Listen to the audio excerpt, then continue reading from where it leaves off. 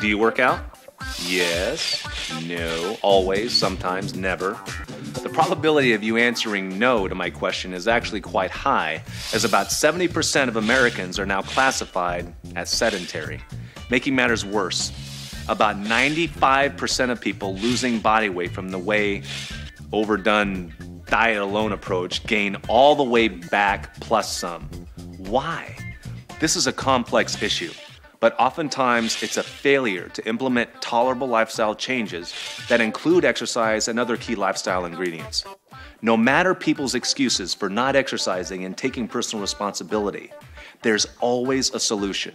Always a solution. I'm here to help you overcome those nagging excuses that you use to not treat yourself right. I'm going to address the top 3 excuses that I've heard the most in my 18 years in the fitness industry and provide a succinct solution for each on how to overcome them. Number 1, you guessed it.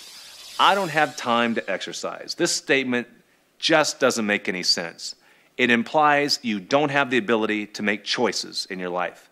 Research shows that being sedentary is extraordinarily expensive to society, so making the decision to engage in regular exercise shows personal responsibility and respect, not just for yourself, but your fellow man as well.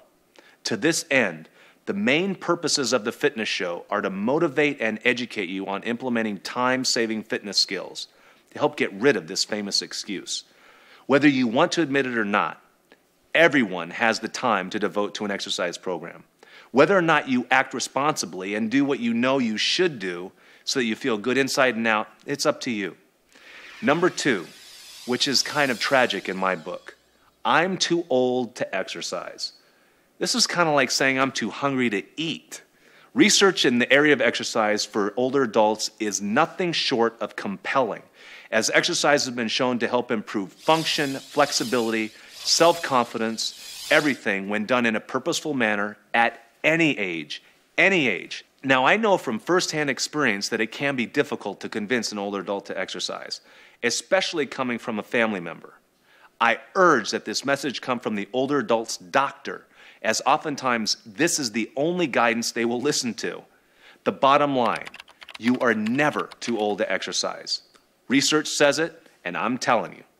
And finally, I'm in too bad of shape to exercise. Now, this is like saying you're not smart enough to go back to school. Every passing day you use this excuse is going to make you more out of shape, making it more difficult when you do decide to exercise and then stick with it, because you're going to have even farther to go. Let's put this in perspective. If you don't feel particularly good about yourself now, to make things better, you're planning on not doing anything about it? Einstein said it best. Insanity is to expect a different result from doing the same thing over and over again. Start as slowly as you need to. 5 minutes a day, walking outside, and maybe 10 minutes of resistance training. Pick 2 exercises that I show you on the fitness show. We both know you have the time to do this, so act responsibly and get it done.